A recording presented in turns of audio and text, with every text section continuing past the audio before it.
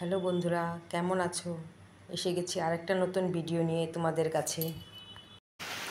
এখন আমরা তিনসুকিয়া ঘুরব। আজকে আমাদের তিনসুকিয়া লাস্ট দিন। কালকে আমরা রওনা দিয়ে দিব গুয়াহাটির জন্য।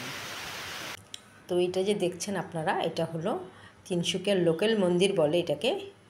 অ্যাকচুয়ালি এটার নাম হলো লাও মন্দির।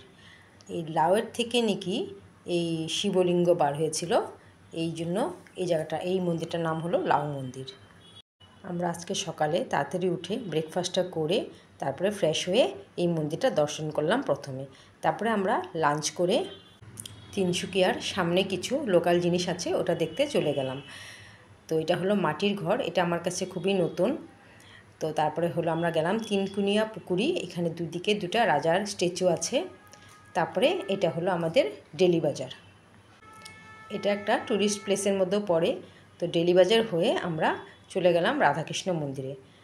আজকে অন্ধকারও হয়ে যাচ্ছে, কিন্তু আর তো কিছু করার নেই, আজকেই লাস্ট দিন। তো ঘুরে ফেললাম তিনসুকিয়াটা। কালকে আমরা গুয়াহাটির জন্য রওনা হয়ে যাব।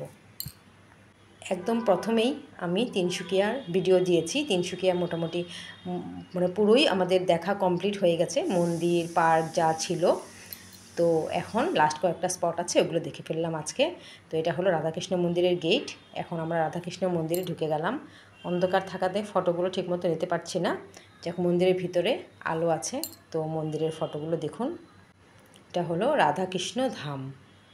ভিতরে রাধাকৃষ্ণজির মূর্তি আছে, হনুমানজিরও মূর্তি আছে, শিবলিঙ্গ আছে। এই মন্দির দর্শন করে আমরা চলে গেলাম দেবীপুকুরি মন্দির। অনেক দেবদেবীর মন্দির আছে এই মন্দিরে, সাথে আছে বিশাল বড় পুকুর। দুর্গাপূজার সময় নাকি এখানে অনেক বড় পূজা হয়। একজন আমাদের ইনভাইট করেছিল, এখন ওনার ঘরে গেলাম। তারপর অল্প সময় আমরা তিনসুকিয়া কী করলাম নেক্সট ভিডিওতে দেখা হবে।